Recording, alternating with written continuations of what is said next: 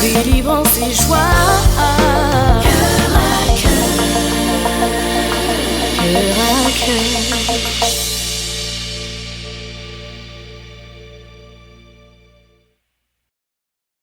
Bonjour et bienvenue à tous nos amis de Cœur à Cœur. Aujourd'hui, nous parlons de l'amertume, être libéré de l'amertume. L'amertume, un poison qui tue, qui brise notre âme, qui tue notre âme, un poison qui infecte les personnes autour de nous et qui nous infecte, nous, premièrement, avant d'infecter les autres personnes. Alors, directement, nous allons dans la parole de Dieu, dans Hébreux 12, le verset 15 qui dit « Veillez à ce que personne ne se prive de la grâce de Dieu et qu'aucune racine d'amertume poussant des rejetons ne produise du trouble et que plusieurs n'en soient infectés. » Nous parlons de cela aujourd'hui avec notre invité, Wilny Alexandre. Wilny, bonjour et bienvenue. Bonjour, merci. Comment vas-tu, Wilny? Bien, merci, par la grâce de Dieu. Donc, bienvenue sur ce plateau. Wilny, à une époque de ta vie, tu connais de la trahison, tu connais beaucoup de déceptions dans ton mariage et tu as développé de l'amertume. Oui. Est-ce que tu peux nous livrer ton témoignage? Oui, en effet. En fait, cela remonte, j'ai déjà été aussi fiancée. Donc, cette déception a été refoulée dans mon cœur. En fait, lorsque j'étais mariée encore, donc c'est ressorti avec toute l'ampleur qui venait en amertume. Donc, alors, avec le divorce et tout ça, ça a entraîné la colère profonde en moi et ça a entraîné aussi le dégoût. Donc, aussi la fermeture de moi-même. Donc, c'est toute une carapace que je me suis moi-même, en tout cas, par rapport à l'humeur malade que je me suis dit, qui s'est créée en moi. Donc, c'est ça. Dans mon couple, il y avait beaucoup de problèmes. Donc, qui a amené vraiment à la déception, au divorce et tout. Donc, l'amertume est venue s'installer en moi par rapport à tous ces événements qui sont arrivés du passé et jusqu'au mariage. Justement, les conséquences de ce divorce, c'est que tu me disais que tu as développé de la... En fait, tu ne savais pas que tu avais développé de l'amertume, tu l'as su plus tard, mais il y a eu de la trahison, tu t'es senti humiliée, tu t'es senti brisée en toi-même. Oui. Je me suis sentie comme trahie, en fait, parce que moi, en fait, après ce que j'avais eu antérieurement, donc le fiançailles n'avait pas fonctionné et tout, donc encore une marque de trahison et de déception. Donc je ne m'attendais pas aussi à faire à rentrer encore dans ce niveau, dans cette partie encore d'être trahie. Donc ça a emmené encore la colère plus profonde en moi, parce que dans le couple, on s'attend toujours que ce soit un mariage qui soit réussi, il y a les enfants aussi, donc c'est pas ce que je m'attendais. Donc c'est ce qui a emmené vraiment une profonde humiliation et de colère profonde et vraiment à repenser, de regrets aussi par rapport à tout le passé. Et ça s'est enfoulé en moi. Donc le premier s'est enfoulé au niveau du fiançailles. Donc en faisant le pas de mariage encore, ça s'est refoulé, mais c'est devenu encore plus profond. Donc comme un poison. Et jusque-là, tu ne sais pas que tu as de l'amertume, mais tu continues à vivre ta vie, tu as ces sentiments de colère, tu es réservé, tu t'isoles, mais tu ne sais pas que c'est de l'amertume, jusqu'à ce que Dieu mette l'accent sur le bobo, que Dieu dise c'est de l'amertume. En fait, moi, comme j'étais occupée avec les enfants, j'étais mère seule avec les enfants, donc j'allais à l'école, emmener les enfants à l'école, la garderie, le travail. Donc, dans notre train-train de quotidien, on se dit, bon, les couples vivent toujours la même chose, des chicanes, des colères par-ci, ça fait partie du mariage. Mais à un moment donné, à force de l'accepter, ça devient une personnalité qu'on se développe. Donc, c'est un autre Wilny qui s'était formé en moi que je n'ai pas découvert parce que j'étais tellement toujours occupée. Mais à chaque fois que je me rendais seule dans ma chambre, c'est là que ça revenait. Ça revenait, la colère, l'humiliation, le pourquoi, le regret. Et je recommençais toujours mon train-train sans savoir le pourquoi. Donc, on peut vivre de l'amertume, on peut avoir de l'amertume sans savoir qu'on a de l'amertume. Comment est-ce qu'on peut expliquer ça? Exactement. Comme je disais, la plupart du temps, comme moi j'étais très occupée, donc je me disais la société vit ces choses. Dans les couples, il y a toujours des chicanes et ça se rétablit. Les couples qui finissent par divorcer, c'est parce qu'il y en a un qui est... On se met toujours des préjugés, c'est tout. Donc on accepte le fait de ce qui nous est arrivé. Mais en acceptant, il y a d'autres choses qui viennent. Surtout moi j'avais déjà une blessure antérieurement. Donc je ne savais pas que je vivais parce que j'étais toujours occupée, toujours occupée. Et en même temps de toutes ces blessures, je me suis créé une personnalité moi-même. Je me suis créé une autre Winnie. Donc, j'ai laissé aller. Laisser aller, ça veut dire que je me suis laissé aller comme dire que, bon, finalement, là, tout ce que je vis, là, c'est normal. La société vit ça. Et l'amertume a commencé à prendre de l'ampleur. Donc, je ne savais vraiment pas à quel niveau, mais Dieu le savait lui-même. Le regret, la haine, toutes ces choses-là. Donc, pour moi, c'était, comment je pourrais dire, une humeur malade que je me suis moi-même infligée. Une carapace moi-même que je me suis infligée sans le savoir. En fait, tu dis le regret, la haine, la colère, mais tu ne savais pas que toutes ces choses-là étaient dues à l'amertume. Voilà. Alors, pour ceux qui nous écoutent, déjà, on peut définir l'amertume. Hein? Oui. L'amertume, j'ai pris la définition au dictionnaire, tout simplement. L'amertume, le dictionnaire dit que c'est un sentiment durable de tristesse mêlé de rancœur lié à une humiliation, à une déception, à une injustice. Oui. Donc, quand on vit, on peut voir un peu qu'est-ce qu'est la source de l'amertume. Quand on a vécu un traumatisme, une injustice, une déception, une humiliation, on développe de l'amertume. Il y a un passage dans la Bible justement qui nous parle de Ruth et de Naomi, donc qui voulait dire amertume, Mara, amertume. Comment est-ce que l'amertume a détruit ta vie ou t'a empêché de recevoir de Dieu? Parce que Winnie, tu es déjà chrétienne, tu es dans ta marche avec le Seigneur, mais comment est-ce que l'amertume a détruit, a fait des dégâts à ta vie ou à ton entourage? En fait, moi, au niveau des enfants aussi. Donc, j'avais toujours cette tristesse, mais j'essayais de le cacher aux enfants. Parfois même, ils me prenaient en pleurant et tout. En plus aussi, au travail, j'étais renfermée. Donc, on ne pouvait rien savoir. Mais au niveau familial, je disais rien aussi. J'étais renfermée. Donc, tout semblait être correct pour moi. J'ai le train-train, j'ai les enfants. Les parents pensaient que tout allait bien pour moi.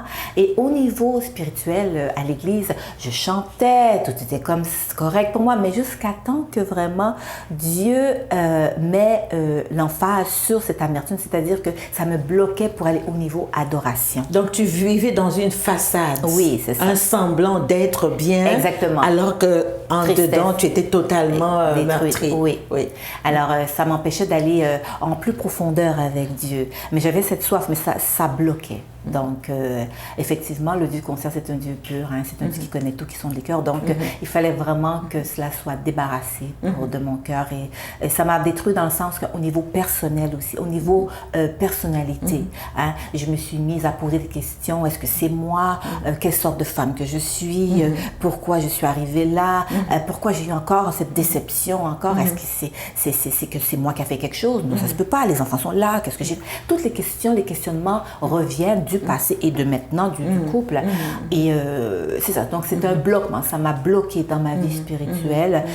Au niveau psychologiquement aussi, ça m'a bloqué aussi. Quand tu dis ça t'a bloqué, est-ce que c'est par exemple que ça t'empêche d'avoir des relations saines avec ton entourage? Quand je parle de relations saines, c'est pas relation intime avec quelqu'un, mais relation tout simplement avec les frères et sœurs. Par exemple, à côté, relation avec la parenté. Est-ce que ça a brisé ça? Parce que tu dis que tu rentres en toi, tu t'isoles de tout le monde. Oui. En effet, je vais vous donner comme une anecdote. Donc, le jour que j'étais toute bouleversée, les problèmes et tout, donc j'ai décidé de prendre vite, sur le champ, comme ça, prendre un coup de vite, comme ça, d'idées. Donc, j'ai pris mes enfants, je suis partie à Wildwood à 10 heures de route. Ils étaient tous bas âge, là, comme ça, sans savoir. C'est juste que je voulais partir de la situation, que je voulais m'enfuir. Donc, je n'avais pas dit ça aux parents. Les parents nous cherchaient, les grands-parents cherchaient. Qu'est-ce que vous êtes? La famille aux États-Unis pensait que j'allais venir chez eux. Où elle est? Tout le monde me cherchait aux États-Unis, au Canada. Je voulais m'enfuir. Même si c'était 2 jours que je suis allée avec les enfants, c'était une fuite pour m'évader par rapport à tout ce que je vivais. Effectivement, quand on a l'amertume, quand on a cette tristesse, on a cette humiliation, on préfère être seul pour chercher le pourquoi. ce qu'on ne trouve pas, chercher le regret, chercher pourquoi, qu'est-ce qui s'est passé, mais finalement on n'y arrive pas, on s'enfonce puissamment encore. Est-ce qu'on se méfie, justement, quand on parle que ça nous brise, ça nous sépare des autres. Oui. Est-ce qu'on se méfie de tout, de rien? Toute personne qui se présente devant nous, même si elle est bien intentionnée, on se méfie d'elle à cause des déceptions précédentes? En fait, j'avais toujours cette joie en moi. Au niveau spirituel, non, mais au niveau personne, oui. Comme je pourrais dire, comme au travail, je me méfiais. J'étais là, mais je faisais mes choses, mais je me méfiais aussi de ceux qui s'approchaient pour me demander ma vie ou pour me demander qu'est-ce qui se passe, ton mari. Je me méfiais de tout. Je préfère me fermer de ce côté-ci. Par rapport à mes sœurs, je ne parlais pas de mes choses parce que je savais qu'elles allaient quand même porter un jugement. Donc, je préférais m'enfermer moi-même pour faire le pour et le contre de cet événement, de toutes les situations de ma vie. Donc là, tu vois que ta vie spirituelle est bloquée, donc un manque de croissance, tu ne peux plus rien faire. Est-ce que tu arrivais encore à prier? J'arrivais à prier, mais avec des larmes. C'était plutôt pourquoi Pourquoi je demandais à Dieu pourquoi. Donc, j'arrivais pas à trouver la réponse parce que j'étais tellement tourmentée et tout dans mes pleurs et triste. Donc, oui, en effet, au niveau spirituel, j'arrivais à prier, mais en pleurant. En vraiment m'apitoyant sur mon sort devant Dieu. J'aime ce verset que nous venons de lire pour commencer, Hébreux 12, 15, qui dit ceci: « Veillez à ce que nul ne se prive de la grâce de Dieu et qu'aucune racine d'amertume poussant ne produise du trouble et que plusieurs n'en soient infectés. » Et c'est tellement important parce que quand on vit cette amertume, ça nous coupe, non seulement ça infecte tout notre environnement, ça nous coupe des autres. Donc l'amertume est vraiment un poison pour notre âme. Notre âme est infectée. Quelles sont les racines de l'amertume? Ça, je pourrais dire, c'est un rongeur. C'est un rongeur. Les racines aussi, c'est vraiment... ça va chercher, je pourrais dire, ça ressort si on a des déceptions d'avant, ça va tout ramener à la surface. Donc, ça va ramener tout ce qui était caché. Tout ce qui était caché, ça va ramener, comme moi j'avais la première déception, donc ça m'a tout ramené. Et moi, je pensais même pas que j'avais... Pour moi, c'était enlevé de ma pensée et tout, mais ça m'a tout ramené. Donc, le fait que ça m'a tout ramené, ça a encore été plus fort, la colère a été plus profonde. Et pour moi, c'était le pourquoi. C'est toujours le pourquoi, savoir le pourquoi, et la tristesse profonde. Et aussi, en même temps, parfois, des fois, on a des sauts d'humeur. Des sauts d'humeur qu'on on veut pas parler, on veut qu'on nous laisse tranquille. Et puis, il y a des moments que c'est plus calme. Donc, c'est ça. Et comment tu t'es débarrassée de ça? Moi, j'allais toujours dans les réunions de prière le jeudi, le vendredi avec les enfants et tout. Donc, j'avais cette soif de Dieu. Je savais qu'il y avait un problème dans mon couple, mais je ne savais pas que c'était l'amertume. Je savais que tous les couples vivaient ça, les problèmes de couple. Donc, je me suis dit, c'est tout à fait normal. Mais je savais que j'avais cette soif de m'approcher à Dieu. Donc, en allant aux réunions de prière, un jour pendant qu'on priait et tout, Dieu a parlé à l'homme de Dieu. Et puis, il m'a dit que c'est l'amertume qui est en moi, qui m'empêche de te faire grandir, tout ça. Moi, l'amertume, j'ai dit, moi... Qu'est-ce que tu as pensé, j'ai dit, moi, l'amertume dans ma tête, c'est de la haine. Dans l'amertume, il y a beaucoup de synonymes, beaucoup de mots. Donc, j'ai dit, moi, haïr quelqu'un, c'est pas possible. J'ai nié.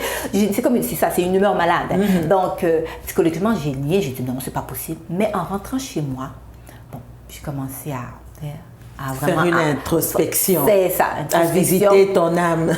D'avoir, je ne vais pas à l'église pour rien, j'ai soif de Dieu, mais s'il me dit ça, c'est parce que je dois... Qu'est-ce qui s'est passé? Est-ce que c'est vrai? Est-ce que c'est vrai que quand je pense à lui, j'ai les cheveux qui frisent et tout ça, et à rentrer en moi-même, à regarder, est-ce que moi aussi j'ai un tort là-dedans?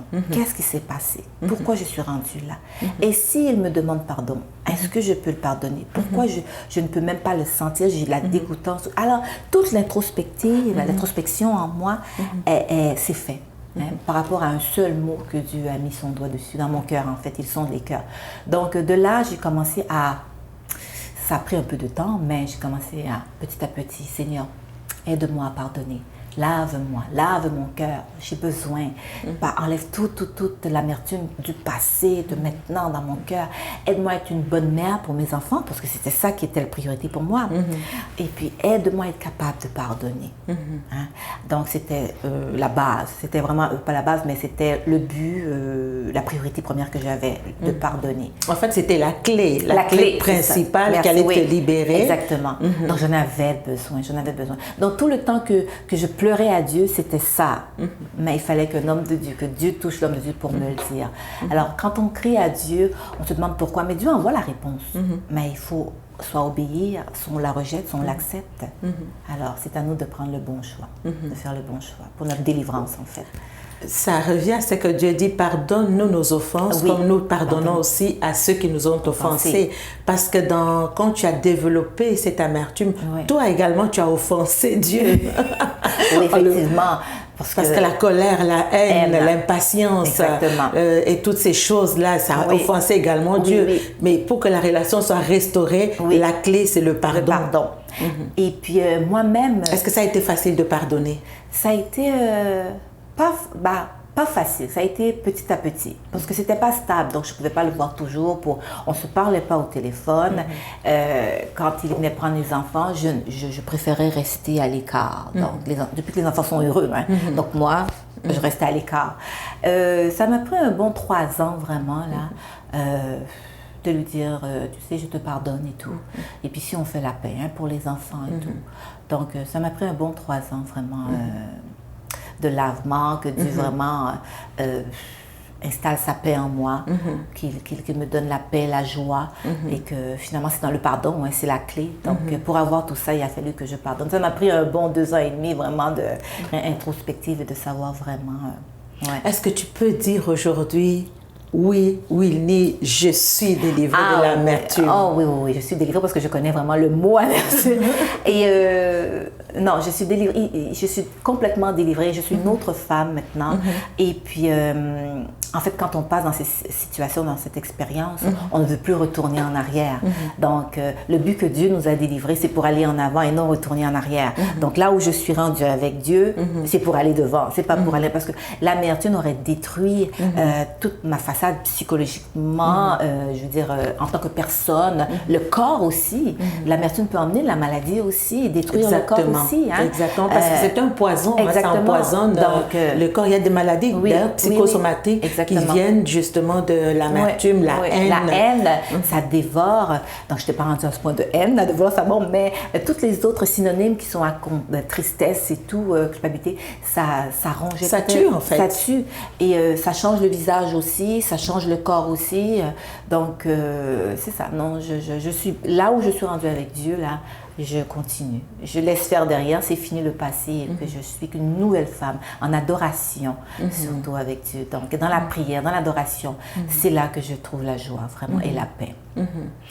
Willy, tout à l'heure, un peu plus tôt, tu disais que ça t'avait bloqué au niveau spirituel, ça t'avait bloqué... disons qu'on parlerait au niveau spirituel, par exemple, dans ton ministère, dans ton service. Comment est-ce que ça te bloquait d'avancer?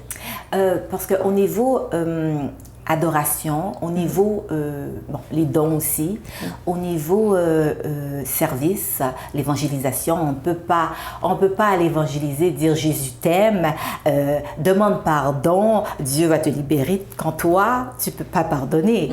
Et au niveau enfant familial, moi aussi, en étant libérée, je pouvais dire aux enfants, on pardonne à papa. Hein? Alors, toutes ces choses, c'est un travail, comme je dis, un bon 2 ans, là, un travail qui s'est fait au niveau de la parole, au niveau de l'étude biblique, qui s'est fait en moi, qui a fait que j'ai pu vraiment être libérée. Et ça m'a bloquée dans le sens que si je n'aurais pas pardonné, je n'aurais pas pu faire tous ces services pour Dieu. Je n'aurais pas pu rentrer dans son œuvre. Je n'aurais pas pu prier comme une femme vraiment, là, pour mon foyer. Je n'aurais pas pu rentrer dans l'adoration vraiment avec Dieu. Il n'aurait pas permis aussi lui-même. Il aurait fallu qu'il me nettoie complètement et c'est ce qui est arrivé. Donc, c'est ça. Et j'aime bien ce que tu dis parce qu'une personne blessée blesse. Oui. une personne meurtrie va meurtrir les Oui, autres. oui, oui, oui, Donc oui. c'est impossible de servir les autres quand on n'a pas nous-mêmes été délivrés. Oui. Est-ce que tu as expérimenté ça? Parce que sinon on blesse continuellement et plus on blesse l'autre, plus il y a un isolement, plus l'autre s'écarte et le fossé devient de plus en plus profond. Exact. Et c'est ça que l'ennemi veut faire. Il veut nous isoler pour mieux nous détruire. Et à ce moment-là, c'est au niveau des pensées vraiment que tout se passe, psychologiquement. Moi, je peux dire que quand même, j'ai pas laissé à ce point-ci que l'ennemi me mette, comment je pourrais dire, dans un coin pour me complètement mettre à la morgue, là, mais ça aurait pu. Si j'aurais pas pris, quand Dieu a dit, voilà, l'amertume est là, c'était mon choix de dire, ok, Seigneur, lave-moi, aide-moi à faire ce deuil, à me nettoyer, à m'approcher de toi. Ou j'aurais pu continuer de dire, moi, je renie, et là, ça m'aurait complètement détruit. Et effectivement, si ça m'aurait détruit, et si j'aurais laissé ça, ça aurait pu empoisonner mes enfants aussi, Exactement. les blesser, Exactement. la façon que j'aurais pu être avec eux, et ça aurait affecté l'école, et tout ça. Et tout de suite, Dieu, dès que j'ai relâché le pardon, même avant ça, parce que je faisais mon cheminement vers le pardon et tout, Dieu était en train d'encaisser, comme je pourrais dire, prendre le contrôle de mon foyer, de m'aider avec les enfants. Donc, il était là. Il savait le lot que j'avais. Petit à petit, j'y allais avec la confiance, la foi que je mettais en lui. Donc, j'acceptais que j'avais l'amertume. C'est une maladie que je devais traiter, que Dieu était là pour m'aider. Il est le docteur. Donc, il me donne le remède, je le prends. Si je ne le prends pas, c'est moi qui est détruit et toute ma famille, mes enfants et tout. Donc, non, effectivement, si je n'avais pas crié à Dieu, si je n'avais pas accepté la potion qu'il me donne, la guérison qu'il me donne, qui est le pardon, la clé, j'aurais pu détruire mes enfants. Et te détruire davantage. Et j'aime ce que tu dis, pour ceux qui nous écoutent, tu as le choix. Parce que Dieu dit, il met devant nous la vie et la mort. Choisis la vie. Donc, tu as le choix d'accepter la solution de Dieu, de pardonner, même quand ça fait très mal, ou tu as le choix de continuer à te meurtrir. Exactement. Et de continuer à infecter, de t'isoler. Et là, ça laisse une grande porte justement au malin pour mieux te détruire. Aujourd'hui, plusieurs refusent de pardonner, Wilny. Le pardon est une décision. Est une décision qu'on prend d'abord seul avec Dieu. Je pardonne, on fait la démarche, on pardonne comme toi tu as fait la démarche avec l'autre. Mais aujourd'hui, il y a des gens qui disent « je refuse de pardonner ». Qu'est-ce que tu peux donner comme message d'encouragement aujourd'hui à quelqu'un qui a été trahi? Les trahisons sont multiples. Dans ton cas, c'était de l'adultère. Winnie, tu ne l'as pas dit tout à l'heure, si je peux le dire, on en a parlé. C'est que tu as surpris en adultère. Ça, c'est terrible. Parce qu'il y a un besoin d'être de guérison vraiment. Vraiment, c'était vraiment... moi, il devait complètement casser, comme je disais, casser mon casque. J'étais effondrée. Vraiment, là, j'étais rendue une femme à terre. J'étais là encore, mais en esprit, j'étais pas là. Comme on dit, le corps est là, mais l'esprit, c'est pas là. Donc, vraiment, j'avais besoin vraiment de renouvellement, de guérison totale. Donc, je dirais aux femmes ou aux hommes aussi qui ont de l'amertume présentement. L'amertume, comme on dit, c'est un poison, ça ronge. Parfois, on ne le sait pas, ça vient petit à petit, comme une petite pierre qu'on lance dans l'eau. C'est-à-dire, oh, j'ai une petite colère contre cette personne-là. Oh, je ne peux pas voir cette personne. Oh, je ne peux pas la sentir. Et si on ne se repent pas, on ne demande pas pardon à Dieu, ça devient comme... De plus en plus, ça devient. Chaque fois qu'on voit la personne en face de nous, mais ça augmente, qui fait qu'on devient englouti par cette amertume. Et après, au point qu'on est rendu qu'on s'enferme, au point qu'on est rendu qu'on devient agressif, au point qu'on est rendu qu'on devient anxieux, et toutes sortes de choses peut emmener en fait notre chute par rapport à tout ça. J'ai une question, Wilny, on achève l'émission. J'ai une question quand même, parce que tout à l'heure, tu dis pourquoi? En fait, quand on pose cette question, pourquoi, c'est comme si on l'a posée à Dieu, ou qu'on disait à Dieu, mais pourquoi tu as permis? Tu n'avais pas vu ça? Pourquoi tu as fait ça? Est-ce qu'on peut développer de l'amertume par rapport à Dieu? Par rapport à Dieu, moi, je ne l'ai jamais développé. Sans le savoir. Mais il ne m'a jamais dit que c'était contre lui. C'est ça le point. On chante. Il ne m'a jamais dit que c'était contre lui. Mais non, parce que Dieu était comme un bouée de sauvetage pour moi. Sans le savoir, c'est comme... C'était un automatisme. Dieu responsable parce qu'à lui, il aurait pu maîtriser la personne. Il aurait pu faire quelque chose pour arrêter. Mais je n'étais pas rendue à ce point d'en vouloir à Dieu. J'avais quand même cette soif et de savoir le pourquoi, et je savais qu'il était Dieu. Dans ce point-là, mais le pourquoi, je me demandais, pourquoi il m'a fait ça, mais pas que pourquoi toi tu m'as pas délivré de ça, pourquoi tu t'as pas bloqué ça, parce que je savais que c'est pas Dieu qui fait les choix. Le choix du mariage, c'est moi qui l'a fait avec mon conjoint, c'est pas lui qui a décidé, donc j'étais responsable de ma partie. Mais à savoir pourquoi lui il m'a fait ça, c'était dans ce questionnement que je demandais à Dieu. Pourquoi il m'a fait ça, pourquoi, parce que lui il connaît les cœurs de l'homme, tout ça, mais c'était mon choix, c'est le choix que j'avais fait. Que toi tu avais fait. Oui, c'est ça. Wilny, ça passe vite, c'est une demi-heure. On a parlé ce qu'on a pu parler, c'est que Dieu nous a permis de parler aujourd'hui. Être libéré de l'amertume, ça te procure la paix. Aujourd'hui, tu peux servir Dieu librement. Ça donne la liberté, en fait, ça procure. Quand on a l'amertume, on est emprisonné. C'est ça que je comprends, l'amertume emprisonne. Exactement. Mais le pardon libère. Ça, c'est bien. L'amertume emprisonne et le pardon libère. Et en fait, quand on pardonne, quand on a la paix, on finit par savoir qui on est.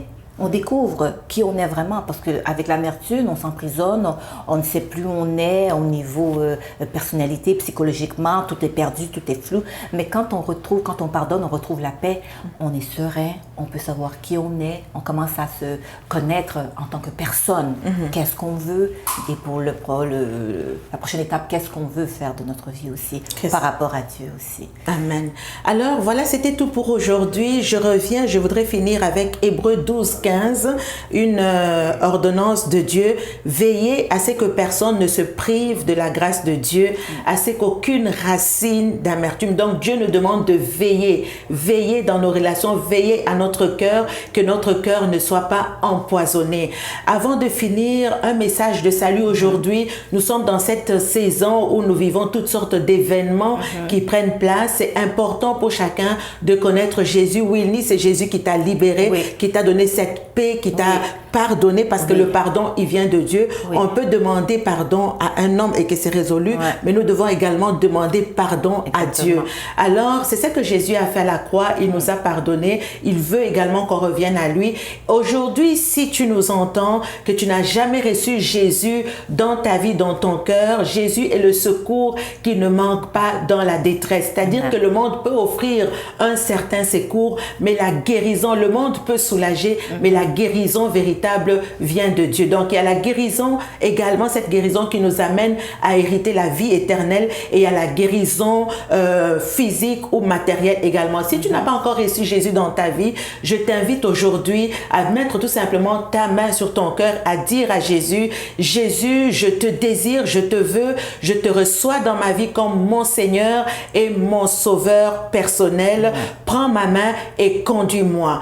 Fais-le de tout ton cœur, sincèrement, recherche le Seigneur et le Seigneur va venir à ton secours. Voilà, c'était tout pour aujourd'hui.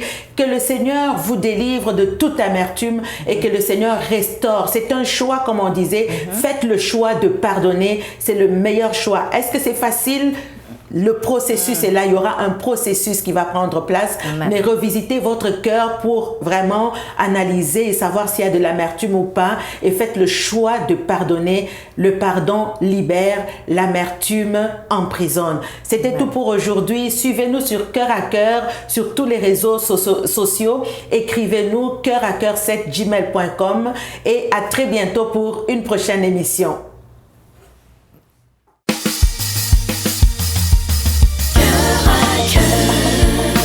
Témoignage puissant, cœur à cœur, consolation, transformation, cœur à cœur, délivrance et joie.